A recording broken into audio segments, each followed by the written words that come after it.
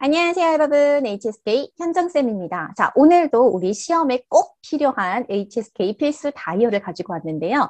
자, 이번에는 어떤 것을 볼 거냐? 자, 바로 역시 마찬가지로 다품사 다이어들을 확인을 해 보실 거고요. 오늘 구분 방법은 짝꿍으로 구분하기입니다. 짝꿍, 즉 어떤 아이들과 같이 쓰이는지 또는 어떤 형태가 따라 붙어서 쓰이는지에 따라서 이제 의미가 좀 달라진다라고 보실 수가 있겠고요. 오늘은 좀 같은 품사의 단어도 있지만 물론 그 단어들의 또 다른 품사가 있기 때문에 이렇게 다품사로서 제가 가지고 와봤습니다. 자, 그러면 우리 첫 번째 단어부터 한번 확인해 볼게요. 자, 첫 번째 보시면 여러분들 너무나 잘 알고 계시는 준비라고 하는 단어입니다. 준비라고 하는 건요, 먼저 첫 번째로 동사로 준비하다. 다 알고 계시죠? 그 다음에 두 번째로는요, 역시 동사로 쓰일 거고요. 뭐뭐 할 계획이다가 될 겁니다. 자, 그럼 여러분들이 봤을 때 일단 1번과 2번을 좀 잘 구분을 해 주셔야겠죠. 그 다음에 세 번째로는 명사로 준비라는 뜻으로도 쓰실 수가 있어요. 자, 그러면 어떻게 구분해서 쓰느냐? 일단 첫 번째 준비하다일 때는요. 뒤에 무엇이 온다? 그렇습니다. 뒤에 명사가 따라 붙을 거예요. 준비 뒤에 명사가 나왔다. 그러면 얘는 준비하다는 뜻이라고 생각하시면 됩니다. 자, 예문을 보시면 我准备礼物라고 되어 있어요. 그죠? 礼物 하게 되면 우리 선물이라는 명사잖아요. 그래서 나는 선물을 준비하다라고 해서 我准备礼物 이때는 준비하다라는 뜻이라는 거. 근데 이제 두 번째로 가서 보시게 되면 뭐뭐 할 계획이다라고 되어 있잖아요.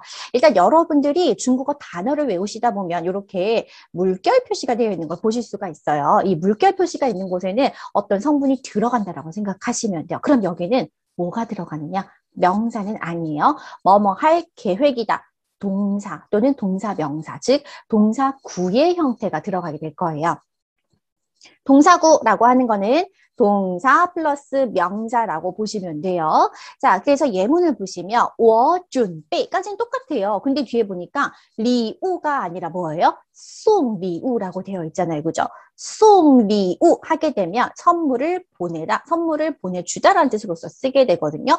동사 명사 형태를 지금 가지고 있는 거예요. 그래서 이럴 때는 나는 선물을 보낼 준비한다라는 뜻이 아니라 나는 선물을 보낼 계획이다라는 뜻으로서 쓰게 된다라고 생각하시면 돼요. 그러니까 떠오르는 단어가 하나 있을 거예요. 맞아요. 打算 뭐뭐 할 계획이다. 打算가 이때는 같은 의미로서 쓰실 수가 있어요. 그리고 이 문장에는 我打算送礼物라고도 바꿔 쓰실 수가 있습니다. 너무 잘하셨어요. 자, 그 다음에 이제 세 번째 명사로 쓰게 될 거예요. 명사로 쓰게 되면 아무래도 기본적으로는 주어나 목적으로 좀 많이 쓰게 되겠죠. 그죠? 물론 계사 뒤에서 계사 구를 형성할 수도 있어요. 근데 이 준비라는 의미로서 나올 때는 주로 시험에 어떻게 나오냐면 여러분들 기억하셔야 되는 건 이거예요. 做好 준비라고 해서 준비를 잘 하다라는 이 동사구 따뜻이를 기억해 주셔야 돼요. 做 준비, 준비하다가 되는데 好가 붙어서 做好 준비, 준비를 잘하다. 이거 꼭 기억해 주시고요. 그 다음에 이제 5급 준비하시는 분들 꼭 기억하셔야 되는 거 뭐냐면充分, 충분하다라는 단어와 준비라고 하는 단어는 항상 붙어 다닌다는 거. 뗄래야 뗄 수 없는 짝꿍 사이라는 거 기억하셔야 돼요. 그래서 충분과 준비는 이렇게 따라서 붙어 다니더라라는 걸 꼭 기억해 주세요. 그래서 아예 이 세트로 기억하시는 거예요. 做好 充分的 준비, 충분한 준비를 잘 하다라고 보시면 되겠죠. 자, 요거는 우리 한번 읽고 넘어갈게요. 做好 充分的 준비, 시작. 做好 充分的 준비, 한 번 더. 做好 充分的 준비.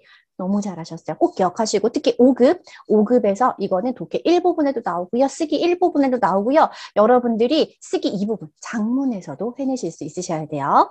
자, 문장 보고 넘어갈게요. 我已经做好充分的准备了. 저는 이미 충분한 준비를 잘했어요. 준비 정말 완전히 잘했어요. 라고 보실 수가 있겠네요. 준비. 쉬운 단어였지만 2급 단어였지만 5급에서도 계속 나오고 있다는 거 기억해 주시고 넘어갑니다. 두 번째, 需要라는 단어예요. 需要라고 하는 것. 첫 번째로는 무슨 뜻이 있어요? 맞아, 동사로 필요하다는 뜻이 있고요. 두 번째로는 역시 또 동사라고 되어 있어요. 뭐뭐 해야 한다. 그 다음에 세 번째로는 뭐냐면 명사로 수요. 필요라는 뜻으로서 쓰게 됩니다. 자, 어떻게 구분하느냐? 역시 준비와 크게 다르지 않아요. 자, 먼저 필요하다라는 의미로서 쓰실 때는요, 뒤에 명사가 올 거예요. 그래서 나는 명사가 필요해요 라고 할 때 쉬어 플러스 명사 써주시면 돼요. 쉬어 플러스 명사.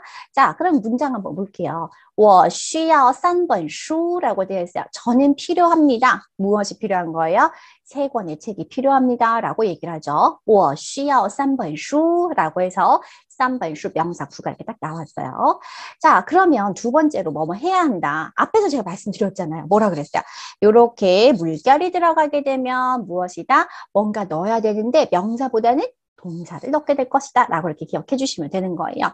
그래서 봤더니 역시 뭐라고 되어 있어요? 뒤에 동사 구를 넣어야 된다라고 되어 있죠. 문장으로 바로 한번 볼까요? 我需要准备考试가 있어요. 그죠? 准备考试. 자, 考试 하게 되면 시험, 명사로 쓸 수 있겠죠?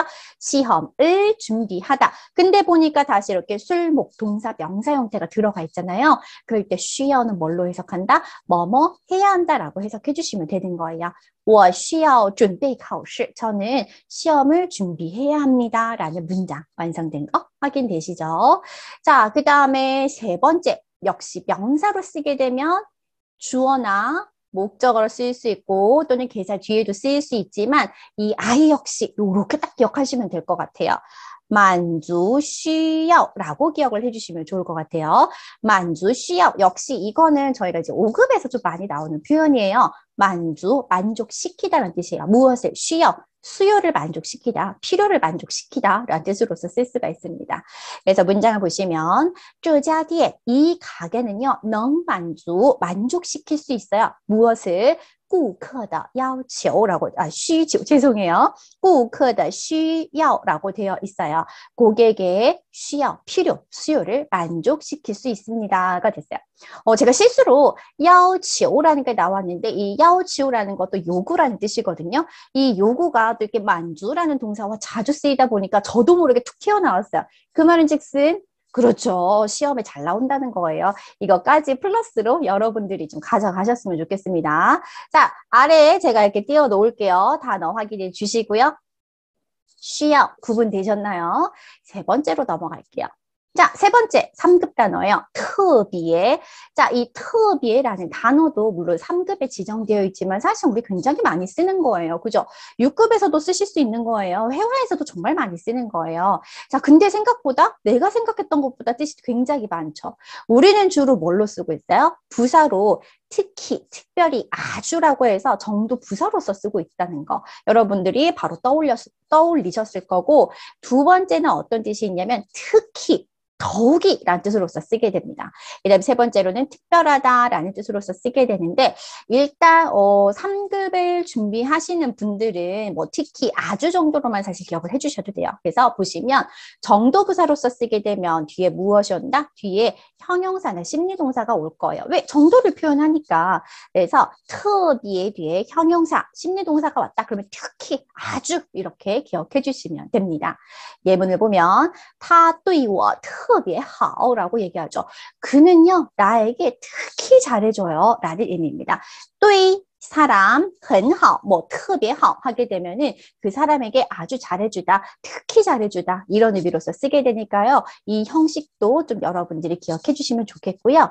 두 번째, 특히, 더욱이라고 해서 特别是라고 쓰일 수가 있어요. 4급에서는 지금 제가 옆에 똑같은 의미로 요치시를 써놨잖아요. 요치라고 하는 단어를 넣는 거를 이제 우리가 4급에서는 나오게 될 거예요. 근데 이제 特别是 같은 경우에 이제 어느 5급 정도 가셨을 때 5급에서는 물론 特别是와 요치시 둘 다 기억해 두셔야 되는 거예요. 특히 뭐뭐이다. 더욱 뭐뭐이다 라고 해석이 될 건데 일단 첫 번째 포인트 뒤에 이렇게 시 라는 동사가 붙을 거예요. 기억하실 거 시라는 동사가 붙는다는 거. 그리고 이 아이들은요. 뒷절 맨 앞에 쓰일 거예요. 뒷절 맨 앞에 쓰인다는 거는 이렇게 쉼표 바로 뒤에 쓰인다라고 기억하시면 돼요. 조금 어려워졌지만 자 천천히 다시 特别是 또는 尤其是 하게 되면은 특히 뭐뭐이다, 더욱 뭐뭐이다라고 쓰이는데 이 형태는 어디에 쓰인다? 쉼표 뒤에 쓰일 거예요. 쉼표 뒤 맨 앞에 쓰인다. 이렇게 기억해 주시면 돼요. 그 다음에 세 번째 또 기억하실 게 있어요. 좀 어렵죠. 세 번째 기억하실 건 뭐냐면 이 아이는 아무렇게나 쓸 수 있는 게 아니라 앞의 내용은 좀 전체적이고 포괄적인 내용이 들어와야 돼요. 큰 내용, 넓은 내용, 그리고 이 물결 뒤에 들어가는 내용은 좀 더 구체적이고 세세한, 자세한 내용이 들어가거든요. 자, 예문으로서 보시게 되면 我喜欢吃水果 저는 과일 먹는 걸 좋아해요. 特别是苹果 특히 사과요 라고 얘기를 하고 있어요. 과일이라는 전체 범위를 먼저 얘기를 했어요. 그리고 뒤에는 무엇을 얘기했다? 빙고, 사과를 얘기를 했죠. 앞에는 전체적인 아주 포괄적인 큰 범위의 단어가 들어가는 거고요. 또는 표현이 될 수도 있겠죠. 그리고 그 뒤에서는 무엇이다? 굉장히 자세하게 세부적인 어떤 하나를 이렇게 얘기를 하게 된다라고 생각하시면 되겠습니다. 特别是, 尤其是, 그리고 쉼표 뒤 맨 앞에 쓰인다. 앞의 내용은 전체적이고 포괄적인 거, 뒤의 내용은 좀 더 자세하게 들어간다라고 이렇게 기억을 해주시면 될 것 같아요. 자, 그 다음에 세 번째는 형용사로 쓸 수가 있어요. 특별하다라는 뜻이거든요. 형용사로 쓰다 보니까 당연히 그럼 얘는 서술어로 쓰게 되겠죠. 물론 뭐 관형어 이런 거 뭐 부사어 이렇게도 쓰실 수가 있겠지만 서술어로 딱 기억해 주시면 좋을 것 같고 사실 시험에서 특별하다라는 의미로서 쓰이는 경우의 문제는 그렇게 많이 나오고 있지는 않습니다. 자, 예문으로 한번 볼게요. 这幅画对我很特别라고 하죠. 이 그림은요, 저에게 아주 특별해요 라는 표현입니다. 자, 나에게 아주 특별하다. 对我很特别 이런 건 여러분들 알아주시면 회화에서도 작문에서도 정말 활용 많이 하실 수 있겠죠? 자, 이건 한번 읽고 넘어가 볼게요. 对我很特别 한 번 더. 对我很特别 좋습니다. 자, 이제 마지막으로 가볼게요. 자, 4급 단어예요. 두 가지밖에 없어요. 형용사로 익숙하다, 동사로 숙지하다는 뜻이 있어요. 자, 그러면 일단 얘는 품사가 너무나 확연하게 다르잖아요. 어떻게 확연하게 달라요? 그렇죠. 중국어에서는요, 우리가 형용사와 동사가 모두 서술어로 쓰일 수가 있어요. 그죠? 근데 차이가 뭐예요? 그렇죠. 형용사가 서술어로 쓰일 때는 목적어를 가질 수가 없어요. 뒤에 명사가 따라 나올 수가 없는 거예요. 근데 동사는 그에 반해서 무엇이다? 뒤에 명사를, 목적어를 가질 수가 있는 거예요. 그죠? 자, 그래서 뭐뭐에 익숙하다라고 할 때는 시험에 주로 对 땡땡땡 很熟悉라고 나올 거예요. 그래서 목적어를 갖지 못하니까 의미상 목적어를 나타내주기 위해서 对라는 계사를 쓰는 거거든요. 그래서 뭐뭐에 대해 아주 익숙하다라는 형태로서 여러분들이 기억해 주시면 돼요. 对 땡땡땡 很熟悉라고 나오면 형용사로 익숙하다라는 뜻으로서 쓰였다. 자, 그럼 한번 볼게요. 我对这里的环境很熟悉 이게 4급에서 좀 많이 출제가 되었었던 문장 중에 하나거든요. 저는 이곳의 환경에 대해 아주 익숙합니다 라고 하는 거는 저는 여기 굉장히 익숙해요 라는 의미라고 생각하시면 되겠습니다. 对 땡땡땡 很熟悉 이거 기억해 주시고요. 동사로 쓰게 되면 목적어 동반할 수 있다고 했었죠? 뒤에 명사가 나올 거예요. 역시 이 표현이 제일 많이 나왔어요. 熟悉工作라고 해서 일을 숙지하다, 뭐 업무를 숙지하다 이렇게 쓰실 수 있거든요. 역시 4급에서 주로 출제가 되는 문장입니다.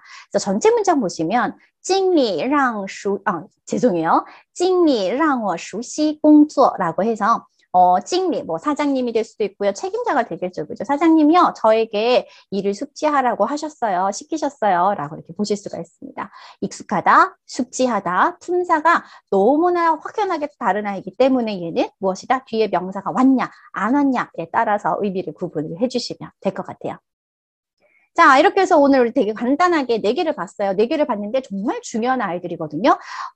왜 중요한가? 그냥 단순히 이 단어가 속해 있는 급수 시험에서만 나오는 게 아니라 지금 오늘 보셨던 4개는 사실 4급에서도 5급에서도 6급에서도 계속 나오고 있고요. 여러분들이 실생활 회화에서도 굉장히 많이 쓰실 수 있는 표현이기 때문에 구분해서 쓰시는 연습해 주시면 앞으로 중국어 공부하는 데도 굉장히 도움을 많이 받으실 수 있을 겁니다. 자, 그러면 저는 또 다음번 필수 다이어를 가지고 여러분들을 찾아뵙도록 할게요. 再见.